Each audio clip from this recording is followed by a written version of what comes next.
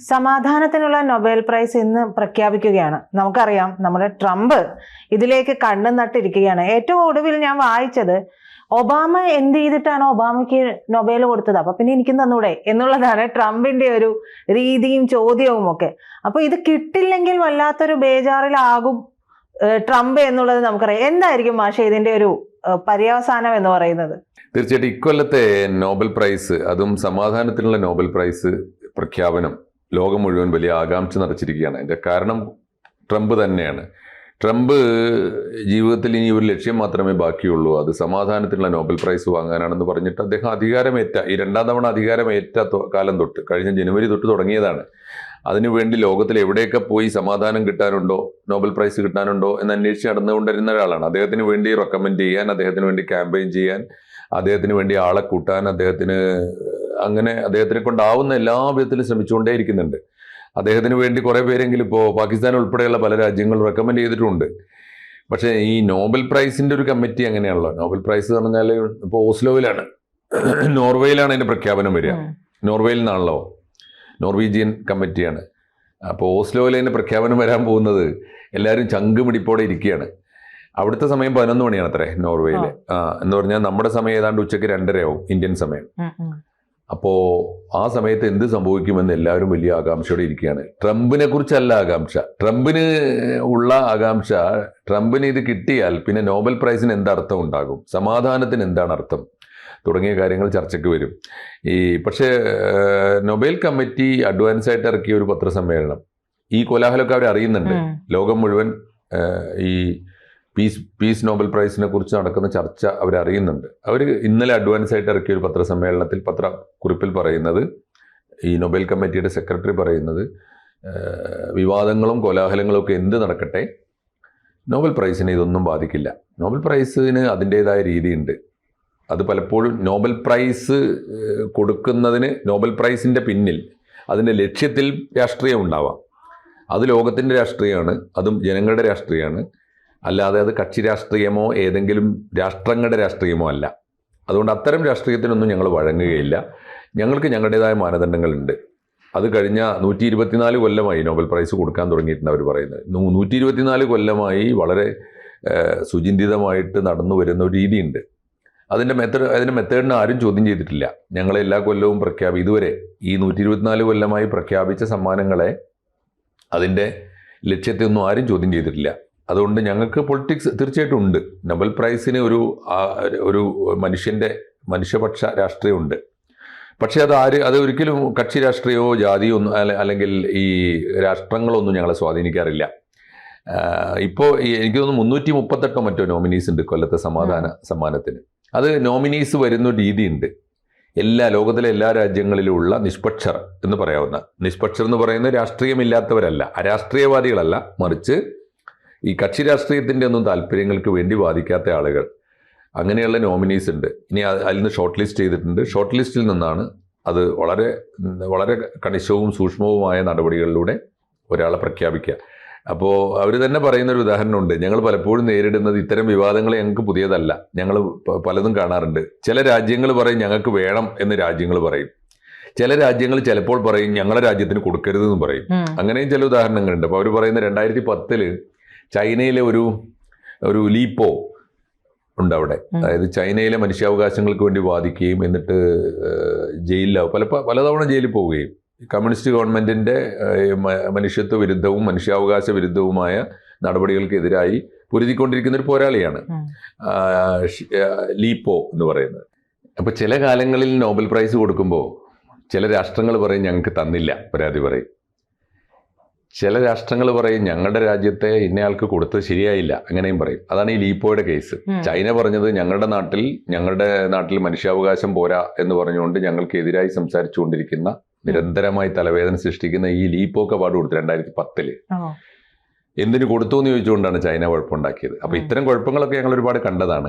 ഇത് ചരിത്രത്തിൽ പക്ഷേ ഒരു അമേരിക്കൻ പ്രസിഡന്റ് ആദ്യമായിട്ട് എനിക്ക് വേണം നോബൽ പ്രൈസ് എന്ന് പറഞ്ഞിട്ട് ലോകം മുഴുവൻ ക്യാമ്പയിൻ ചെയ്യുകയാണ്. അദ്ദേഹത്തിന് ചേർത്ത് പിടിക്കാവുന്ന എല്ലാ രാജ്യങ്ങളുടെ മേലും സമ്മർദ്ദമാണ്. നിങ്ങളെന്താ ഇന്ത്യയോട് കലഹിച്ചതിൻ്റെ ഒരു പ്രധാനപ്പെട്ട കാരണം അതാണ്. ആലോചിച്ച് നോക്കൂ, ഇന്ത്യയോട് കലഹിച്ച ഒരു കാരണം റഷ്യയിൽ നിന്ന് എണ്ണ വാങ്ങി എന്നുള്ളതാണ്.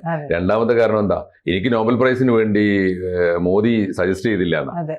അപ്പൊ ഇത്തരത്തിലെ ഒരു അദ്ദേഹത്തെക്കുറിച്ചാണല്ലോ പറഞ്ഞത്. ഒരു 4 വയസ്സുകാരന്റെ ബുദ്ധിയുള്ള ഒരാൾ ഞങ്ങളുടെ രാജ്യം ഭരിക്കാൻ വന്നതാണ് ഞങ്ങളുടെ സങ്കടം എന്ന് അമേരിക്കക്കാരെന്ന് പറയാൻ തുടങ്ങിയില്ലേ. അപ്പോൾ ആ നിലവാരമാണുള്ളത്. ഇന്ന് ഏതായാലും 2:30 മണിയാകുമ്പോൾ നമുക്കറിയാം. അപ്പൊ ഇന്ന് 2:30 മണി വരെ ലോകം ഇങ്ങനെ, നമ്മുടെ ഇന്ത്യൻ സമയം 2:30 മണി, നോർവേയുടെ സമയം 11 മണി. അപ്പോ ഇങ്ങനെ ശ്വാസം പിടിച്ചിരിക്കുകയാണ് ആളുകൾ. ഈ നോബൽ പ്രൈസ് എങ്ങാനും ഈ അനർഹമായ കൈകളിൽ ചെന്ന് പെടുമോ എന്നുള്ളതാണ്. ഇപ്പൊ ഇദ്ദേഹം ചോദിക്കുന്ന എന്ത് ബോറൻ ചോദ്യം ആലോചിച്ചു നോക്കൂ.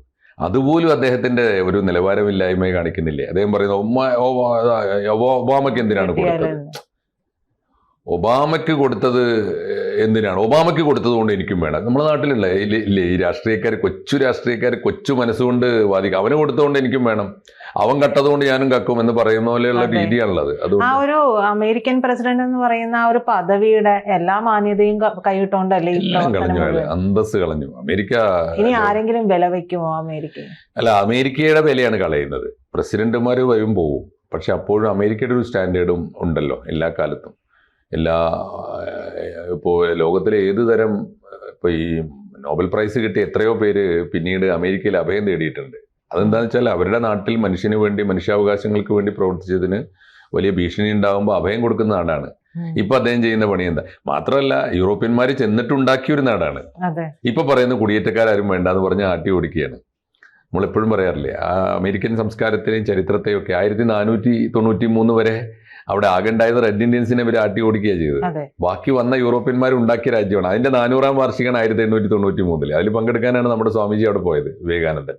അപ്പോൾ 1493 മുമ്പ് സംസ്കാരമേ ഇല്ലാത്ത നാടാണെന്ന് വേണം പറയാൻ. സിവിലൈസേഷൻ തുടങ്ങിയിട്ട് ഇപ്പൊ ഈ ഇത്രയും കാലമായിട്ടുള്ളൂ, 600 കൊല്ലമായിട്ടുള്ളൂ. അപ്പോൾ എന്നിട്ടും അവരാണ് ലോകം മുഴുവൻ ഭരിച്ചുകൊണ്ടിരുന്നത്. അതെ, അത് വേറെ 2 കാര്യമുണ്ട്. ഒന്ന്, അവരുടെ ഫാസ്റ്റ് ആയിട്ടുള്ള ഗ്രോത്ത് ആണ്, വളർച്ചയാണ് ഒരു കാരണം. 2, അവർ ലോകത്തിന് കൊടുത്ത മാതൃകയുണ്ട് സിവിലൈസേഷനിൽ. അതിൽ നമുക്ക് ഒട്ടും കുറച്ച് കാണാൻ പറ്റും. നമ്മൾ ഇപ്പോൾ അമേരിക്ക ഈ 600 കൊല്ലം മതി. ആ 600 കൊല്ലത്തിനുള്ളിൽ ഒരു ട്രംപിനെ നമ്മൾ കണ്ടു എന്നുള്ളത് ശരിയാണ്, വേണമെങ്കിൽ ഒരു ബുഷിനെ കണ്ടു എന്നുള്ളത് ശരിയാണ്. എന്നാൽ മറിച്ച് എത്ര മനുഷ്യരെ കണ്ടു? ജോർജ് വാഷിങ്ടനെ കണ്ടു, എബ്രഹാം ലിങ്കനെ കണ്ടു, എത്ര മഹാന്മാരായ പ്രസിഡന്റുമാരെ കണ്ടു, നിക്സനെ കണ്ടു. മീൻസ് അപ്പോൾ അമേരിക്ക എന്ന് പറഞ്ഞാൽ ഇപ്പോൾ നമ്മൾ കൺമുമ്പിൽ കാണുന്ന ഒരു ട്രംപിന്റെ കോമാളി കളികളല്ലല്ലോ. അപ്പോൾ അമേരിക്കയുടെ തന്നെ വിലയാണ് അദ്ദേഹം കളഞ്ഞുകൊണ്ടിരിക്കുന്നത്. അദ്ദേഹം ഒരു അക്ഷരം മിണ്ടാൻ പാടില്ലായിരുന്നു. അദ്ദേഹത്തിന് വേണമെങ്കിൽ അദ്ദേഹത്തിന് ഇപ്പോൾ അദ്ദേഹം ഇടപെട്ട ഏത് പ്രശ്നമാണ് പരിഹരിക്കാൻ ശ്രമിച്ചത്. നോബൽ പ്രൈസിന് വേണ്ടി അദ്ദേഹം ഏറ്റവും ഒടുവിൽ ചെയ്തത് ഇസ്രായേലിന് കരാറുണ്ടാക്കിയെന്നാണ്. ആ കരാർ ഇപ്പോഴും ഇസ്രായേൽ പോലും പാലിച്ചു തുടങ്ങിയിട്ടില്ല. ഒരു ഭാഗത്ത് കരാർ ഒപ്പിടുന്നു എന്ന് പറയുമ്പോഴും അപ്പുറത്ത് ആക്രമണം തുടരുകയാണ്. അപ്പോൾ ഇതാണ് സ്ഥിതി. അതുകൊണ്ട് ഈ സ്വയം വില കളഞ്ഞുകൊണ്ടുള്ളൊരു നീക്കം ട്രംപ് നടത്തുമ്പോൾ ഇന്ന് വൈകുന്നേരത്തെ ഓസ്ലോയിലെ പ്രഖ്യാപനം വളരെ, പക്ഷേ ഇൻ കേസ് ട്രംപിന് കിട്ടിയെന്ന് വിചാരിക്കുക, കിട്ടാൻ സാധ്യതകളില്ല, പക്ഷെ കിട്ടിയെങ്കിൽ ഈ ലോകം ഇതിനെ എങ്ങനെ നോക്കിക്കാണും? ഈ നോബൽ പ്രൈസിന്, പ്രത്യേകിച്ച് സമാധാനത്തിന്റെ നോബൽ പ്രൈസിന് ഉള്ള വില നഷ്ടപ്പെടും. നോബൽ പ്രൈസിന് വിമർശനങ്ങളൊക്കെ ഉണ്ടായിട്ടുണ്ട് പലപ്പോഴും. പക്ഷെ ഏത് വിമർശനം ഉണ്ടായാലും ഈ 124 കൊല്ലമായിട്ട് 1901 തുടങ്ങിയിട്ടുണ്ട് പ്രൈസ്. അപ്പോൾ 124 കൊല്ലമായിട്ട് നിലനിൽക്കുന്ന ഒരു അവാർഡിന്റെ വിലയാണ് അത്. ഒരു കാര്യം ഉണ്ടല്ലോ, എനിക്ക് വേണമെന്നൊരാൾ പറയുമ്പോൾ അതും ലോകത്തിലെ സ്വാധീനമുള്ള ഒരാൾ പറഞ്ഞാൽ വേണമെങ്കിൽ കിട്ടാവുന്ന ഒരു സാധനമാണെന്ന് തോന്നാൻ പാടില്ലല്ലോ. ഇനി കൊടുക്കുകയാണെങ്കിൽ പോലും ഇദ്ദേഹത്തിന് 3 കൊല്ലം കൂടി ഇനി കാലാവധി ഉണ്ടല്ലോ. 1 കൊല്ലമല്ലേ ആയുള്ളൂ ട്രംപ് രണ്ടാമത് വന്നിട്ട്, ഇനിയും സമയമുണ്ട്. കൊടുക്കുകയാണെങ്കിൽ പോലും ഇക്കൊല്ലം കൊടുക്കുന്നത് നോബൽ പ്രൈസിന്റെ തന്നെ നിലവാരം തകർത്തുകളെ ചെയ്യാൻ പാടില്ല. ആർക്കും ഒരു വിലയില്ലാത്തൊരവസ്ഥ ഉണ്ടാവില്ല. എന്ത് നോബൽ പ്രൈസ്? പക്ഷേ ഇത് ലഭിച്ചില്ലെങ്കിൽ ട്രംപ് കാണിച്ചു കൂട്ടാൻ പോകുന്ന കോലാഹലങ്ങൾ എന്തായിരിക്കും എന്നുള്ളതും ട്രംപിന്. പക്ഷേ അതിനെക്കുറിച്ച് ഇന്നിപ്പോ സ്വീഡിഷ് അക്കാഡമിയുടെ സെക്രട്ടറിയുടെ സ്റ്റേറ്റ്മെന്റിൽ അതുണ്ട്. ഇതൊക്കെ ആരാണെന്നും പറയുന്നതിന് എന്തുമാത്രം വിലയുണ്ടെന്നും അവർക്കൊക്കെ എന്തുമാത്രം ശേഷിയുണ്ടെന്നും ഞങ്ങൾക്കറിയാം. ഒരു വാക്ക് വളരെ പ്രധാനമാണ്. അവരുടെ എന്ന് വെച്ചാൽ അമേരിക്കൻ പ്രസിഡന്റിനും ഒന്ന് അമേരിക്കയുടെ തന്നെ നടു ഒടിഞ്ഞു സാമ്പത്തികമായി തകർന്നു കിടക്കുന്നു. അമേരിക്കയുടെ ഫെഡറൽ സംവിധാനം തകർന്നു കിടക്കുന്നു. അമേരിക്ക മൊത്തമായി ട്രംപിനെതിരായി തിരിഞ്ഞിരിക്കുന്നു. അമേരിക്കയിൽ നിരന്തരമായി നടക്കുന്ന സമരങ്ങളും പ്രക്ഷോഭങ്ങളും ട്രംപിനെതിരാണ്. 2, അമേരിക്കയുടെ ഫെഡറൽ കോടതികൾ 3-4 വിധിയായി ട്രംപിനെതിരായിട്ട്. അമേരിക്കയുടെ സ്റ്റേറ്റ് ഗവർണർമാർ ഇപ്പോൾ 3-4 ഗവർണർമാർ ട്രംപിനെതിരായിട്ട് പരസ്യമായി രംഗത്ത് വന്നിട്ടുണ്ട്. മാത്രമല്ല, ട്രംപ് ഏറ്റവും കൂടുതൽ യുദ്ധം ചെയ്യുന്നത് അവിടുത്തെ ഫെഡറൽ സർക്കാരുകൾക്കെതിരാണ്. സ്റ്റേറ്റ് സർക്കാരുകളുടെ ഫണ്ട് മുഴുവനാണ് അദ്ദേഹം മരവിപ്പിച്ചത് ഈ പറഞ്ഞ ഷട്ട് ഡൗൺ വന്നപ്പോൾ.